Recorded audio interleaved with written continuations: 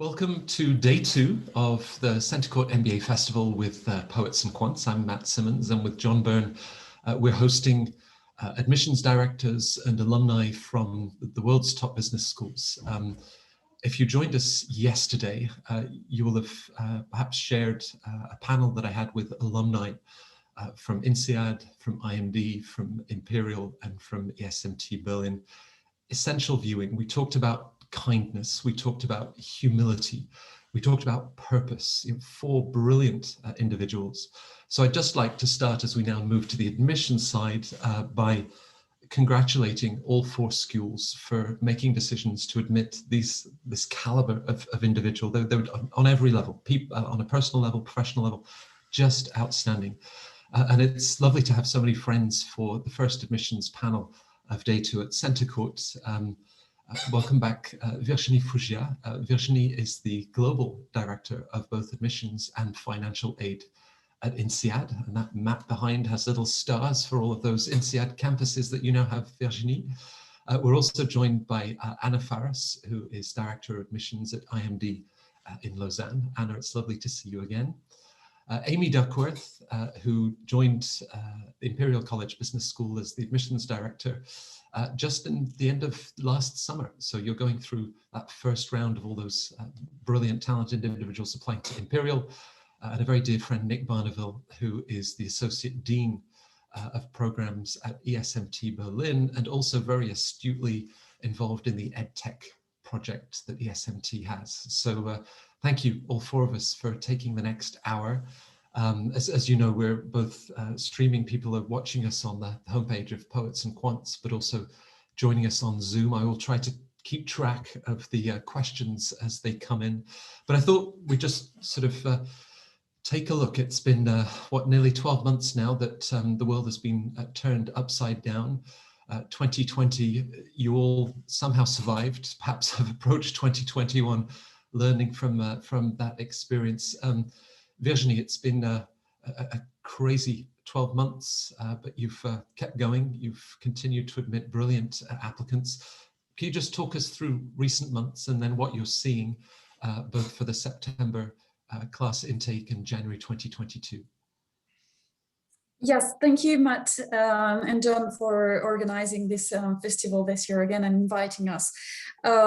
Crazy month, as you say, definitely. I won't go back 1 year ago because that would be too crazy to comment all these months, but definitely the last few months, we kind of saw something that is back to some sort of normal, some sort of normality in terms of volumes, in the fact that people are now used to the GMAT and the online version, same thing for the GRE or the TOEFL. So it's coming back to some sort of regularity or a pace that is acceptable with, as we were discussing just before this call, the fact that governments and everyone are changing so frequently that we have to adapt, and everyone is adjusting, and faculty creating new content and us adapting with the processes. And so that has been really, really interesting in different fronts,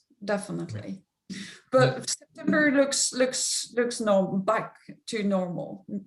Right. Having interviewed the Dean at INSEAD just a few months ago, I think it was on the day that he was celebrating 7 years as the Dean of the school. And we talked about what he was most proud of. You've reached your own milestone last month. You still love this position as much as ever? I do, because it's ever changing.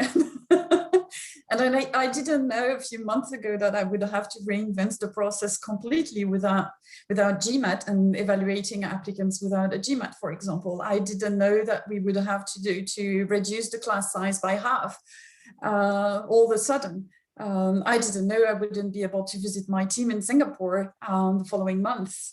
Just a few examples that are coming just right now. So it's very, and that's what I like in my job, definitely. Talking of class size, Anna, I remember when I organized my very first MBA fair. It was so long ago, I'm not going to give a date. And I can picture a page from the IMD brochure that talked about 90 students and this wonderful faculty-student ratio, really intense personal learning experience. But you're actually expanding the class. I think you've just, for January, admitted your biggest class and are looking to expand a little bit further.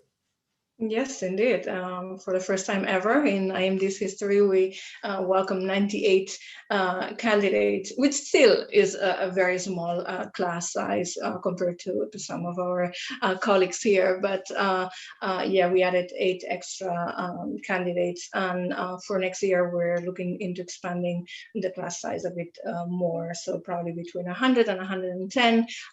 Also depends on the quality of the candidates that we have. But yeah, it was quite an interesting year, following on what Virginie was saying, because not only we were going through the COVID situation, but also we were asked to increase the class size. So it was interesting. Let's put it like that. Right. And we've known the industry long enough for dot-com bubbles and financial crises, and where business school is this sort of counter cycle. So I imagine applications continue to rise. Are you expecting another very busy year for the January 2022 class start? We are indeed. We just had our first deadline, so we're just at the beginning of our process. But all indications tell us that we're gonna have a very busy year again. And I think the difference from last year is that last year we had to adapt very quickly to all of our processes, everything that we were doing. So we were kind of learning as we went, like everybody else. And this year, I think we know already what we're doing, and we're prepared for any eventuality. So hopefully we will not have to deal with many more surprises. Right. Nick, your school is at the heart of this wonderful entrepreneurial ecosystem, political capital. Berlin has so much to offer. I mean, you've reported both for the MBA and for the Masters of Management how application volume continues to jump. Are you seeing a shift in terms of where applicants are coming from? Not really. So we've seen a little bit of an uptick in domestic applicants, but I think that's as our domestic reputation catches up with our international reputation. We're a relatively young school, and coming from Germany, which has a tradition of public education, I think it's fair to say ESMT was a bit slower to take off there than it was internationally, because we were positioned more like the other schools here as an international business school, and it just took the market a little bit longer to understand. So now we're getting a lot of traction in the domestic market, which still makes up maybe 10% of our MBA students, significantly more since we introduced the Masters in Management. But yeah, we've kind of had a really crazy busy year. We went pretty heavy on investment in technology for hybrid. So we kind of are preparing. One of the things maybe we'll talk about later is how things will change in the future, but we're sort of committed to offering everything hybrid for the foreseeable future. We think we'll be allowed to teach again face-to-face in April. That's our current expectation. And the last 12 months, as we were saying before the call, for those who signed up for a face-to-face program and ended up jumping from hybrid to online to back in class, back to hybrid, and then back to fully online, that was really tough for them. And it was kind of tough for us in terms of managing the expectations. And I think now, as Virginie said, we've kind of found our feet, we found our rhythm. I think applicants have found their rhythm. And we had a huge increase in the number of applicants for our programs, but we also had a huge increase in the number of deferrals. So we were very open with deferral policies. There was no questions. You can have your deposit back if you can't come or you don't want to come. So we're currently working through those. We've got a January start as well. So yeah, as soon as we're through the deferrals, then we'll start through the new applications for the year. And we don't have deadlines. We have a rolling admission. So as soon as you apply, you'll have a decision within 3 weeks. Right. And as the school looks at that sort of relationship between technology and business, and the leadership courses that we'll talk about that all of your schools focus on, has it actually helped to have a strong political leader and sort of a message of the way that Germany has approached COVID? Yes, in the beginning. So I think when everybody plays ball, it was good to have a strong leader. But I think we've got a federal system in Germany, so you see the different responses now to the second wave. You're dealing with a little bit of fatigue in the population. You're also dealing with different states making their own rules. So yeah, we're Also, we're dealing in a country that's very predominantly dominated by public education. So the decisions made by government are very much about big public institutions, which sometimes don't work in our favor. But yeah, I think overall, Germany's done a pretty good job. Not as well as the UK are currently doing in vaccines, but in terms of pandemic management, I'd say it's been a good place to be, thanks to having a scientist at the top. Right. Well, of course, if we talk about political leadership, Amy, we'll never know where to stop. But I suppose we're also meeting in February, post-Brexit. That's now come through. And the school has seen double-digit demand for both the MBA program, the online MBA. Talk us a little bit through what you're seeing in the view from South Kensington. Yeah, so I think as my colleagues have said, we've the past year has seen a lot of uncertainty, and I think we're at the point now where we're kind of we've become a lot more comfortable with that uncertainty, and I think candidates have become more comfortable with that level of uncertainty. We've seen growth in application numbers across the board, and what we're seeing is that candidates don't necessarily want to put their plans on hold, even though that we do still have this this kind of uncertainty on a global scale, and that candidates don't necessarily, they don't want to let that deter them from progressing and pursuing their goals. Right. And so for this coming September, you're fairly confident. You've adopted, Nick referred earlier to this sort of multimodal format of learning and already have the experience in the online learning space. Reasonably confident to be able to welcome the next intake onto campus? Yeah, very much so. I think I would say that we're cautiously optimistic. I think the date that's been given for full easing of restrictions in the UK is the 21st of June. Obviously, we understand that may change, but we do have the experience of implementing the multimodal approach in the last academic year. So yeah, I think that that we are kind of I would say that we're comfortable and able to adapt pretty quickly to any changing restrictions. Right. All of your schools have attracted a pipeline of talent from consulting, from banking, engineers. There are industries that have been so hard hit in the last 11, 12 months, hospitality, the airline industry. Virginie, as you think about the incoming class, both those that you welcomed for January just last month, and even as you look at the class that you're finalizing for September, have you seen any shifts in terms of profiles that you're getting demand from certain industries, perhaps more than in previous years? Post-MBA, you mean? For the MBA. Yes, but in terms of their background, the MBA and what they would like to do after, yes, definitely. I think it's linked to a couple of reasons. I think it's because there are more opportunities in some industries and less in others, and people are clever and they make their due diligence and they make sure that they target sectors and industries that recruit. So you have that, but there is also, I think, this pandemic, if it brought something positive, at least one, it could be... Let's look for silver linings, right? Yes, maybe.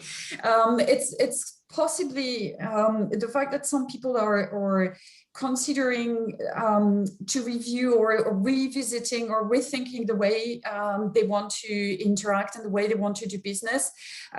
We all have in mind a carbon footprint at the moment, because this is very present, and the fact that our MBAs in general do travel quite a lot for their career during the program and after, and maybe that will be revisited, that will be rethought during this thanks or because of this pandemic. And this is shifting also where people want to go after a little bit as a work destination. So I think some industries will definitely decrease and will recruit a lot less, but we've seen a lot of people going to TMT, obviously with no surprises, but all the e-commerce and the tech industry is doing extremely well and recruiting. So it's both people going to this this industry, but it's also this industry willing to have more talent and MBAs in their class. It's both ways. Right. Of course, you're providing them with this wonderful opportunity, the adaptability to, as they look at different industries and different opportunities.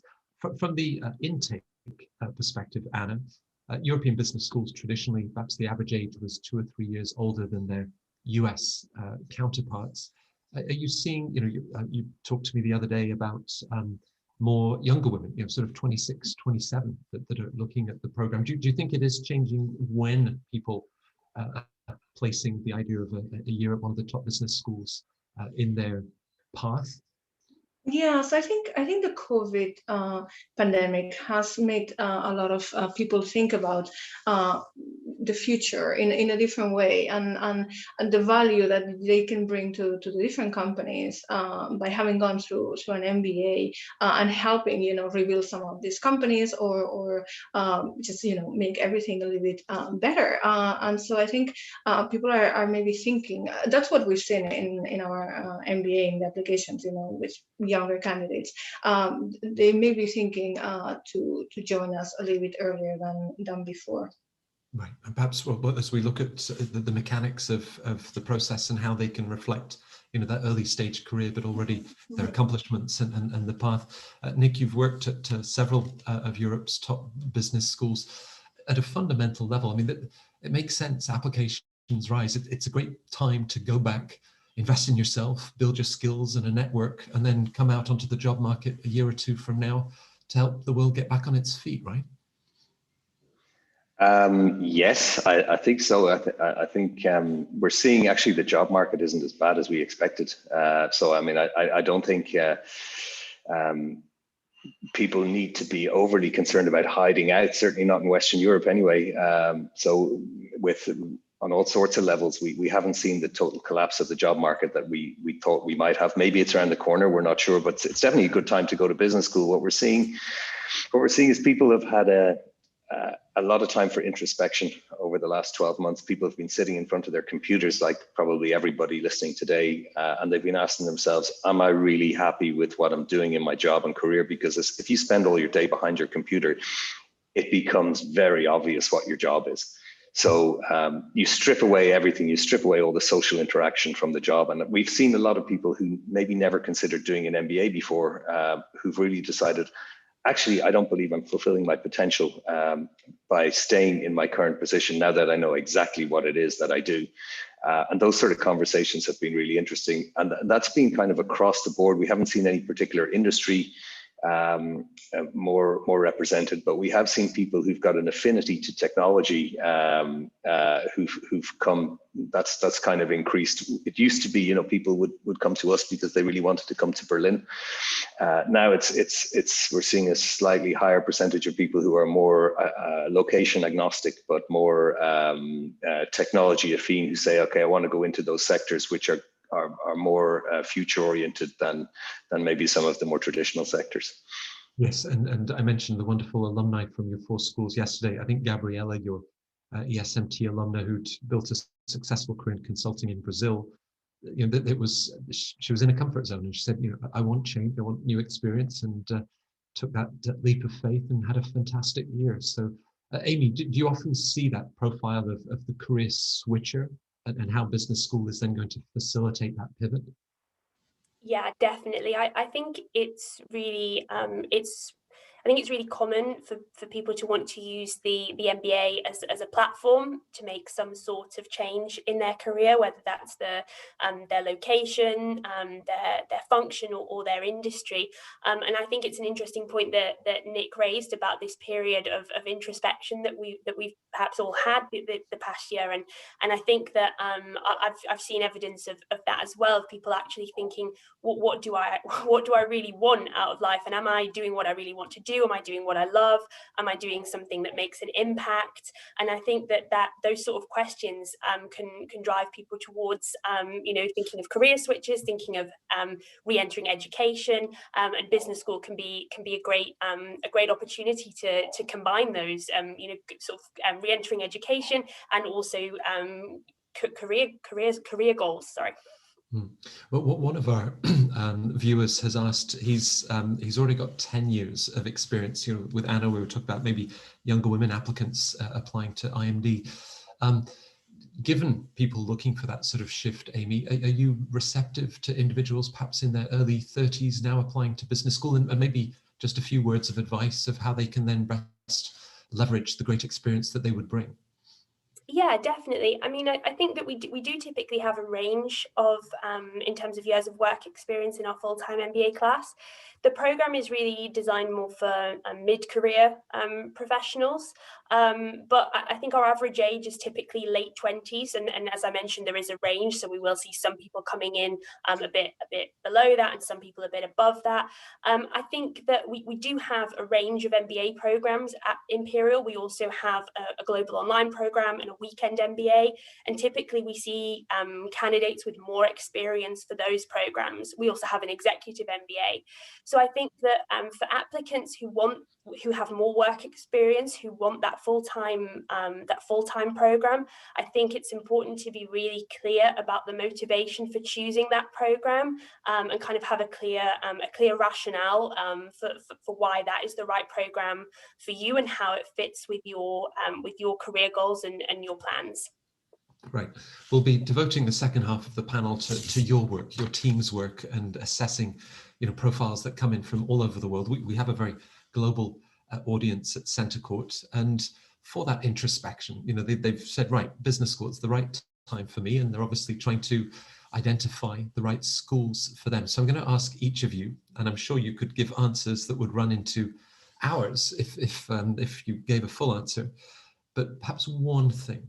Just one thing that for you really stands out in terms of your school or makes it so special. Virginie, there's so many things you could share, but just if there's one. It's the number of nationalities. It's just one number, it's 80, 90 different nationalities. It's massive, it's impressive. Because when it's written down, business school for the world, what does that then turn into when you're bringing in 85 nationalities? What's the magic that happens with that? I think it's a little bit more. So you had asked for one, but let me put this into perspective. It's just that when you have this diversity in the classroom, listening to the faculty, the faculty need to adapt their content to these different nationalities and cultures. So they cannot teach business cases on the situations that happen in Europe or only in the US or only in one region. So they have to really have this capacity to be able to relate the content of their courses to every situation to people who are coming from so many different backgrounds and so many different regions, be that they have been working in Kazakhstan or in Africa or in Latin America. You need to find common grounds and have discussions, and this is where it's really interesting. And I think this is how INSEAD started, on this basis of being very international and bringing people together, and still today it's the mission of the school, bringing people and culture together. Yes, your alumna yesterday commented how wonderful it is to see students from countries that at a political level don't talk to one another or are hostile to each other, and just how well they managed to work together and find a common language. And even the cause for women and things like this in countries where we recruit, absolutely. Yeah. Anna, as you think about IMD and, getting Usain Bolt to come in for your orchestrate winning performance, I always wish I'd joined that one. Just one thing that you think is part of the IMD magic? This year, actually, we had a very famous goalkeeper, Danish, from many years ago. I don't remember. I'm sorry? Peter Schmeichel? Yeah, that's the one.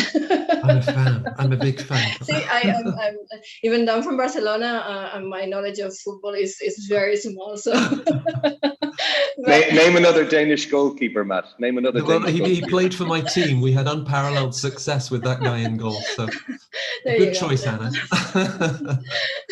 So yeah, we bring really interesting people. But no, I think for IMD, what I would say is our leadership development stream.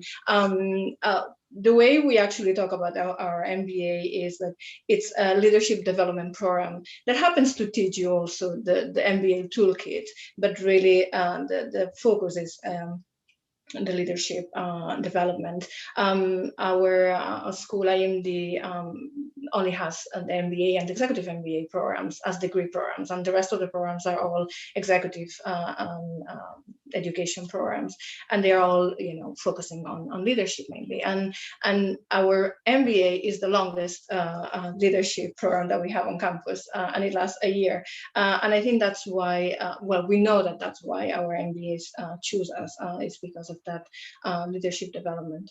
And can you see the difference from January when they arrive and maybe they have some sense of imposter syndrome and, how will I fit? When you see them a year later, is it tangible? It is very tangible, actually, and you're so right. We just welcomed the MBAs this last January, last month, and I talked to many of them, and they were talking about, why am I here? I'm surrounded by all of these amazing candidates. How is it possible that I'm here?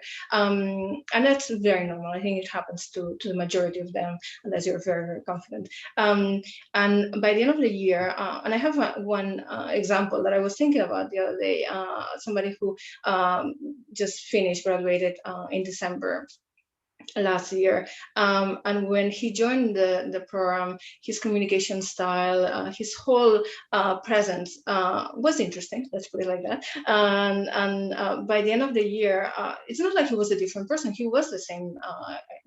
He was himself, but the way he presented himself, the way he had gained confidence in himself, it was really, really impressive to see how he had been able to develop in that year. And I was very proud of him because he had really taken the time to reflect on who he was, on the things that he wanted to improve, the things that he wanted to develop. And by the end of the year, he was very successful. So yeah, it's very tangible. Right. Nick, you talked about perhaps the initial resistance in Germany to business schools. They're very well served with other institutions, and yet ESMT is now a brightly burning star in Europe and on the global stage. You've been able to watch that growth. What really stands out for you about the school? I think we're a very modern business school. So we operate at the interface of management and technology, and we've got a very, very strong social responsibility focus. So I think if you ask what people really learn at ESMT, one of the things in terms of behavior is I think all of our graduates understand that with managerial power comes significant responsibility.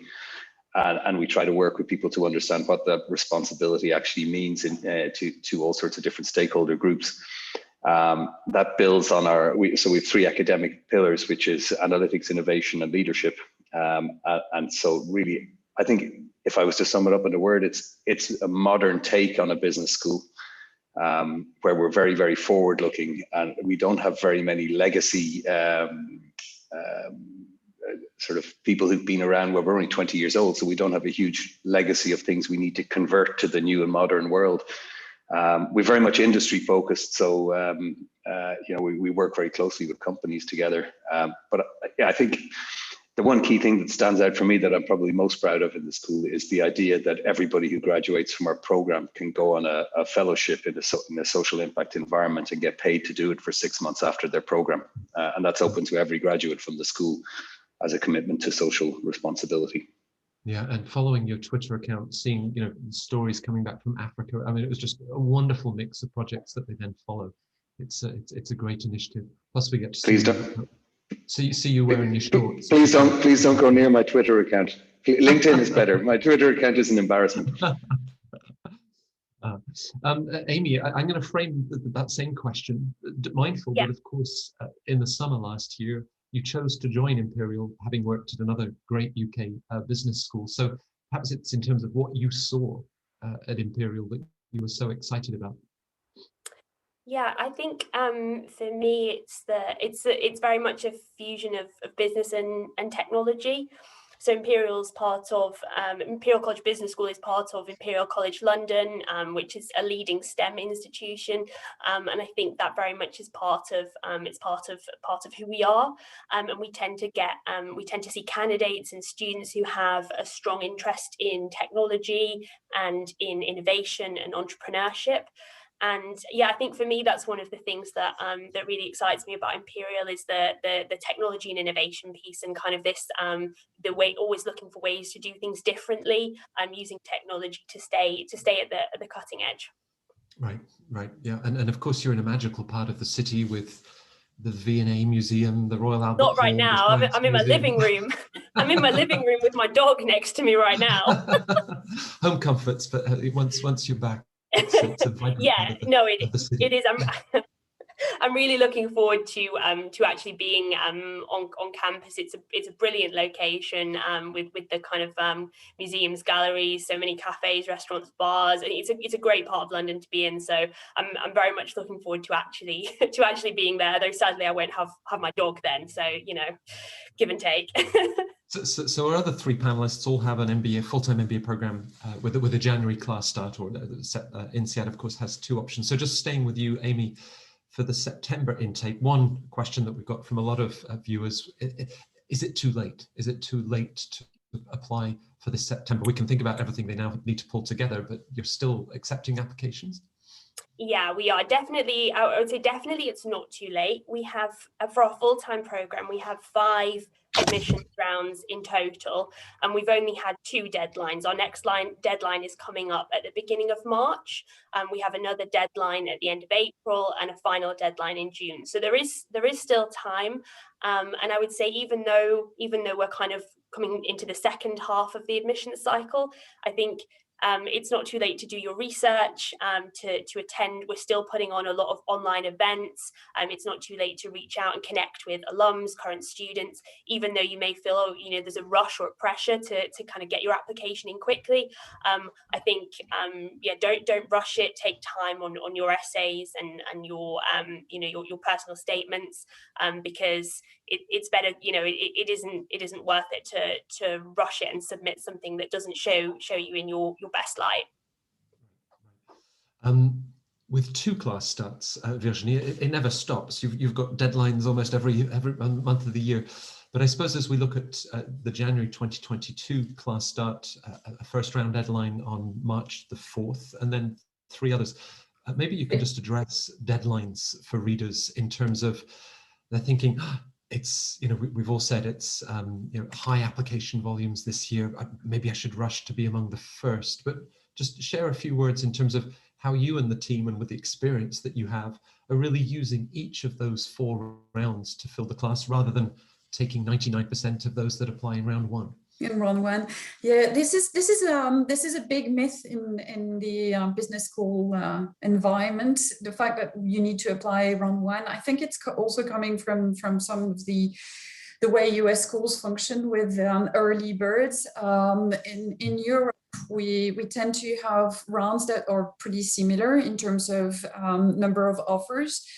And that is just a proportion of the number of applications we received. For us, we work with 4 rounds. We do know that sometimes people need early decisions, for example, and we will try to speed up the process a little bit. But basically, the rounds are mostly for applicants to get to really know when they will hear from us and when they will have a decision, because we know that it's once they hear from us, they will have to move to France or to Singapore. They will have to borrow money. They will have to tell their family, I'm quitting my job, and reinvent and go back to studies, right? So we know that it can take a little bit of time. So this is the only reason why we have those deadlines, because then people know by this date, I need to give notice to my employer. And round 4 is, in most countries, a little bit late to give notice to your employer. In terms of financing options, it's a lot easier to to have a few months to work with the banks or to see how to organize your fundings. So we usually see people targeting round 1 when they apply to other business schools and they want to have all their decision in hand before deciding which school. And then round 2 is people who are more committed and focused to a specific school. Round 3 similar, and round 4 is we still have places, but it can be very late for some people to get organized. So it's basically what we see. And just a quick follow-up question. It's clear that a year ago, Harvard Business School that only operates with 2 rounds of applications for sort of 20 plus year olds. They've got an April deadline for those college seniors. But they took a very brave decision to let everyone defer, much as Nick and the policy at the ESMT. It exposed them last year, and they only brought in a class of 710 versus 930. Clearly in round 1 this year, they've run a very large waitlist. That waitlist, if you're using it at INSEAD, what does it mean? You fundamentally like that candidate, but just trying to place them in the wider context of other applicants that might appear in later rounds? That's right. And that's also for applicants for whom we might need additional information. So it's also waitlist because we want to have a conversation. We want to see there is an unclear point. So we want to have a discussion. That's a possibility. We want to see also as well what is coming next in the next few rounds. But it's primarily because there is a question mark in the application, which then we will discuss with the applicant and see if that's also because for us it's never a random pick. And I suppose it's the same for my colleagues on this call here. It's not a random pick. We really hope that the person will contribute to the class. So we want to see really what the person will bring in terms of unique experiences and stories. So this is typically somebody who could be on the waitlist is somebody who may have not shared with us the unique experience that they would like to share with the class, or the contribution is not as clear as for the others. So this is usually what happens. Right. Anna, if I take the example of the individual you described with interesting communication skills and how you've seen that person sort of develop over the course of the program at IMD, you're finding those hidden gems. We approach your schools, we have job titles at either well-known or less well-known companies, undergrad and things we might have been doing in the community. I mean, it doesn't all come down to whether it was MBB, the big 4, the big banks, or the big tech firms. I mean, this is a very holistic process. You're looking for those gems, right? We are, and yeah, it's great if you have all of those names and your application is wonderful in every single way. But we're looking to get to know the person and to understand where they're coming from and where they want to go to. And so we really take a lot of time to know that person individually and to understand what their story is. One thing that we always tell them is when they are writing their application to have in mind what their story is, what's the story that they want to tell us, and by understanding that, and then we can make decisions in a better way. Not everybody's going to have a great GMAT, not everybody's going to come from well-known companies, but it's also what else you've done, or what else you've done in those companies that are not so well known. What have you done outside of those of your work experience? It's as Virginie was saying before, what are you going to contribute to the class? I think that's a key question for all of us. And are you going to fit in the program that we have? Do you understand what we can offer you that is going to help you achieve whatever goals you have after the MBA? So I think it's so much more than just a GMAT score or a company or a very good university. Again, if you have all of those, great, but it may be that in the end there's something that we don't like, even though on paper you're great. So I've seen many cases of candidates that on paper look great, and then when you meet them, there's something that doesn't match with what we're trying to achieve. And cases of candidates who are, average or not necessarily great, but then you meet them and you think, I can really work with you, and we can make things happen. So we really take a look at everything. Right, and just for context, of course, how we've adapted to a world on Zoom or Teams, but until last year, and I'm sure something that you've adapted, you have these assessment days to really have a conversation and see them in a sort of a dynamic. That's a big part of your assessment, right? Absolutely, and those are so important for us, and we do spend a lot of time and a lot of our resources in those days. And when we have those in person, and unfortunately we haven't been able to have those in person for a while, but when we have those in person, it's a full day event. Now that it's on Zoom, we try to have a half day event, because otherwise, you get Zoom fatigue. But yes, it's we try to see all of those skills that we're trying to attract.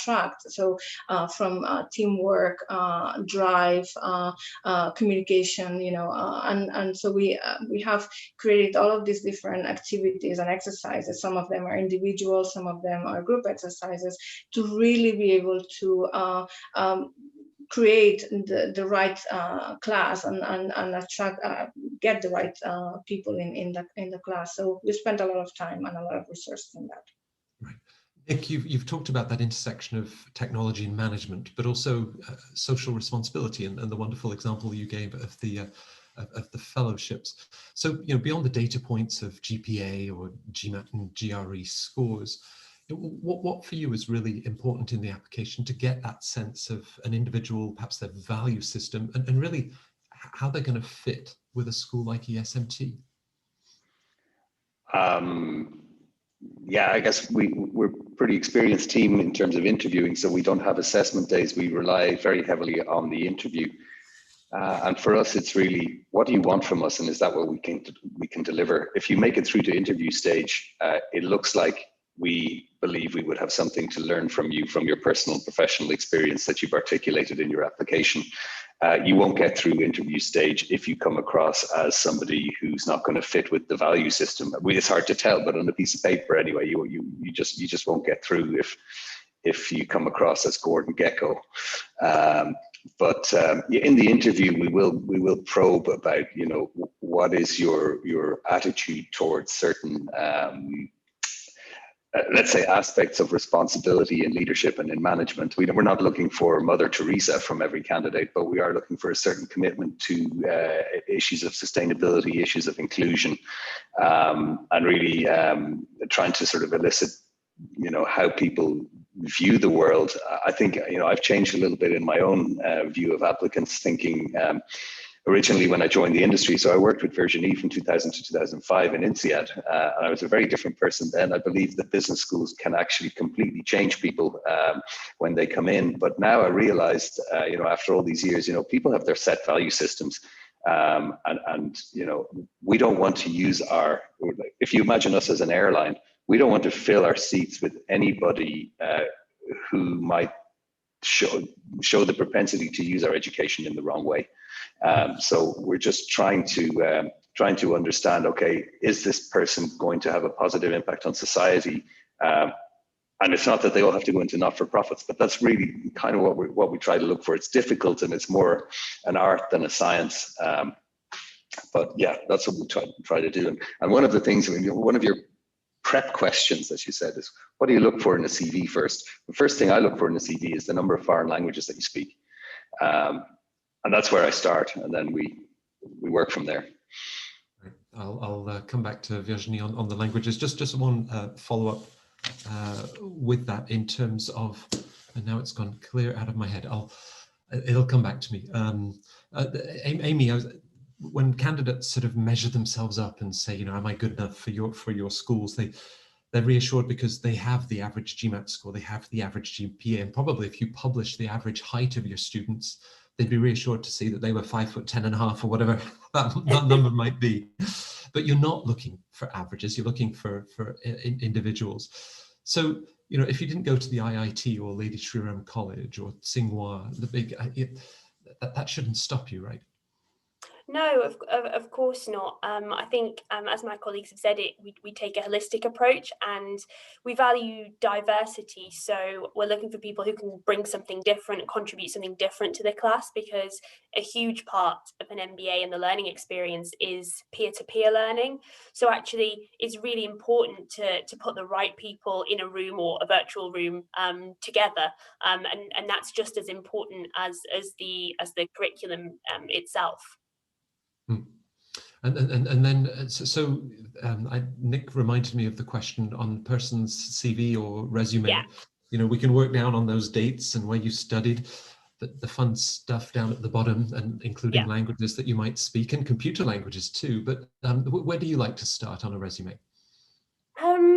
I think, I mean, it's the obvious things like, you know, the education. And I think for me, what's interesting is I like to look at the roles they've had, and I think when they can clearly demonstrate what their impacts and achievements have been in those roles, and it doesn't just read like copy and paste of their job description. I think when you can really see the tangible impacts that they've had, I think that's really powerful. And then the other thing is the outside of work stuff. So what are their interests and passions outside of work, and kind of how are they engaged with those? And some people use that section to really effectively demonstrate leadership that they've shown, for example, that isn't clear elsewhere in their CV, but maybe there's an initiative that they're part of outside of work where they've had a leadership role. And so I think the key here is, if you are including something like that, not to just put the name of the organization you volunteer with, actually tell us, why are you telling us this? What do you want us to know from this information? Right. I'm going to come back to the voices of recommenders with Anna, but I did want to tie Nick's comment to INSEAD that has that 3-language requirement by the time you've finished the program, Virginie. In terms of international credentials, and someone says, well, you know, I didn't work for 18 months in Zurich, or, you know, I wasn't studying in another country. Perhaps some of the other ways to be able to demonstrate the global mindset that is so important to INSEAD? Sure. The languages is one thing. The fact that you have worked abroad is outside your home country is another example. But even within your own country, you can sometimes be exposed to different cultures. If you work for a multinational, it's very likely that your boss may be based in another country, and you will have had to adjust to the culture of this person. Similarly, if you have colleagues in other locations, it can be by learning languages, absolutely. And for us, it's a requirement to speak 3 languages. Technically, you can apply with just English. And then once you are admitted, we reach out to you and start discussing what will be your second and the third language that you will use for graduation. But any commercially useful language is accepted. So we have a lot of opportunities like Africans and English and French and this sort of combination, to just name 3, for example. Clearly those language skills are important to Nick, but every time you've reviewed the language policy at INSEAD, whether it's the alums, the recruiters, the students themselves, everyone said, no, this is integral to who we are. Why does it matter so much? Because it's a nice way to show to the others that you have made this step to get to know them, even if it's a basic knowledge in the language. I'm sure everyone on the call or on this call has always appreciated being thanked when you've traveled to Rome or to Barcelona, where you're from, and now or anywhere, being thanked in the language, in the local language. So it's showing sensitivity, it's showing open-mindedness, it's this sort of reasons why we really want this knowledge. You want it with a basic knowledge. You're not able to conduct business in that language, but at least you have demonstrated the capacity that you are willing to be adaptable and adjust to different cultures. I think this is part of the DNA and the reason why we have those languages. And I know this is dear to Nick's heart as well. Right.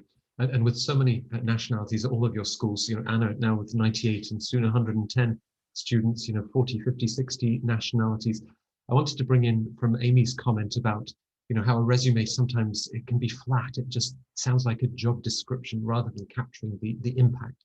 Now, this is where recommenders can play a big role. Just perhaps to reassure our viewers, recommenders, if they don't master English, to be able to really, put something together, some of the options that they have, writing perhaps in their mother tongue. But recommendations, it's not just, enthusiasm. You're really looking for insights from those individuals. Absolutely. I think the recommendations are very, very important. We take them very seriously. And I think candidates should really pay attention to who they are, or really think about who they are asking for a recommendation.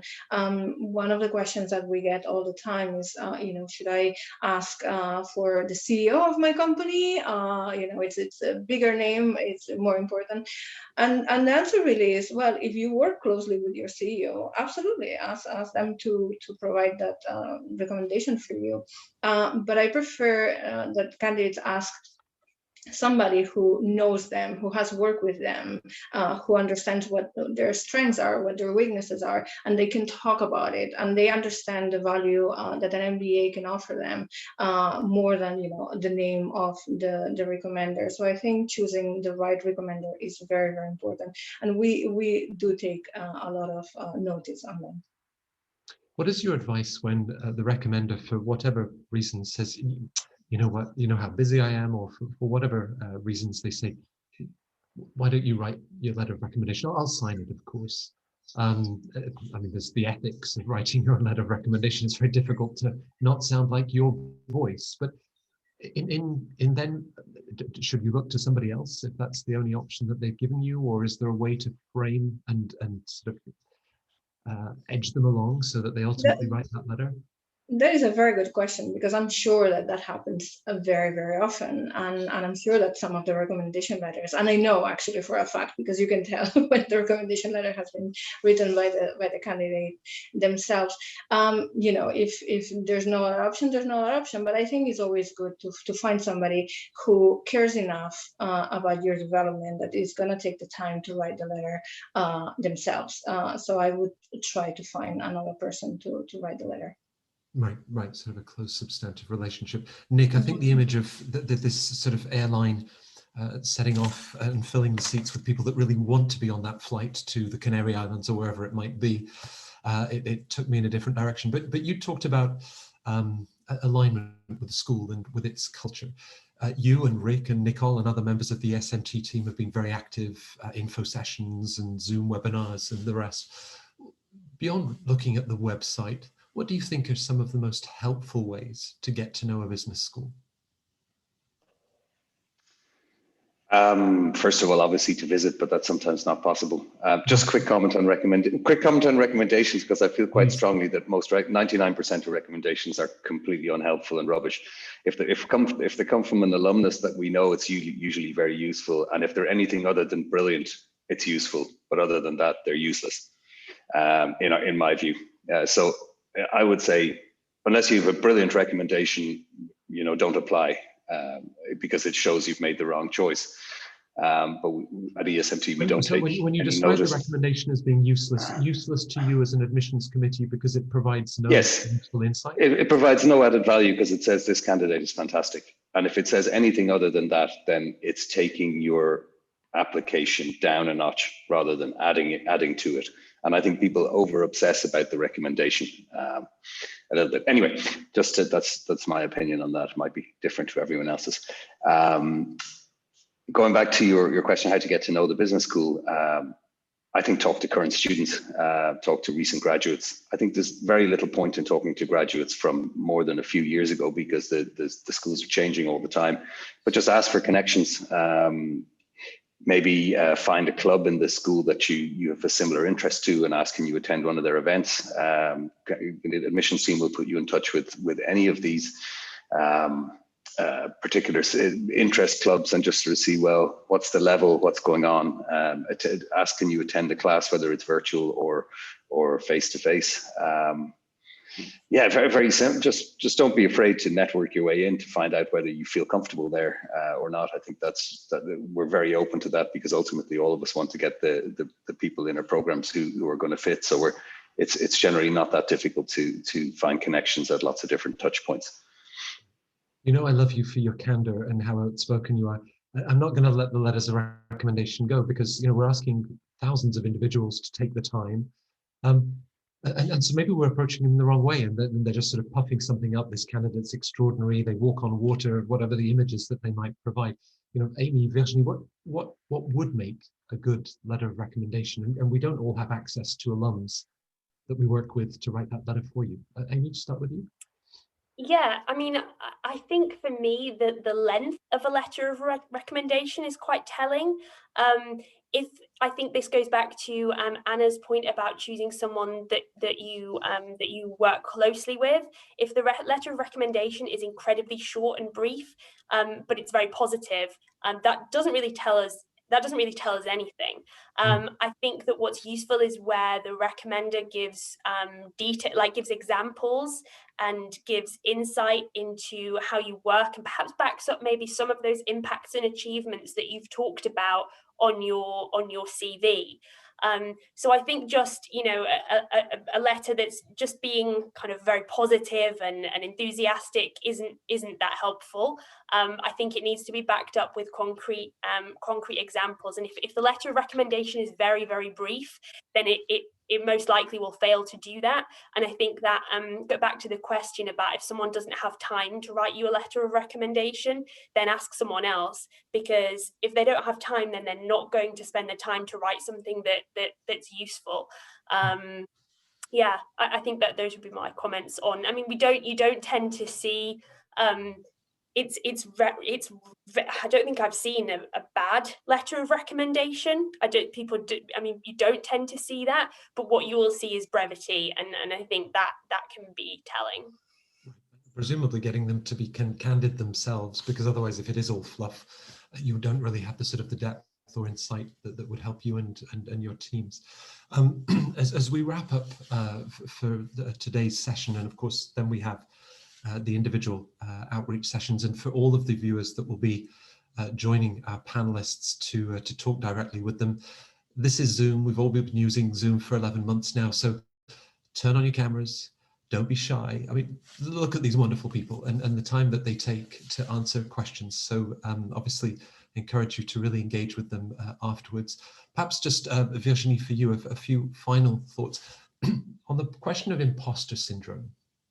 It's easy to talk yourself out of applying to business school. Look at these GMAT scores. Look at this talented group. And you know, where might I fit? Your alum yesterday studied archaeology at undergrad. You know, MBA wasn't necessarily in her path, and yet, you know, brilliant decision. She loved the year that she spent. And any words for people that are sort of, you know, feel that they might not fit or might not be up to the standards?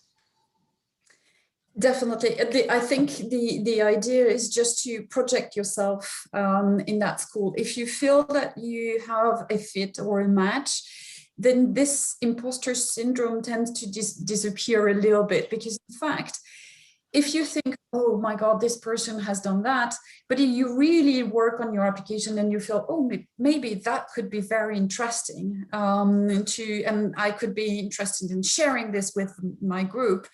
If you stay with the facts like GMAT average, or if you don't scratch the surface and you don't dig into what is each of these school, what it means and what we bring, then obviously you will have this impression, no, I will never be admitted. I've heard each time we are number one, I've heard people saying, oh, now I won't be able to be admitted. And why not? I mean, last year we were not #1 and you had been admitted. So people should go beyond those just average GMAT or the surface.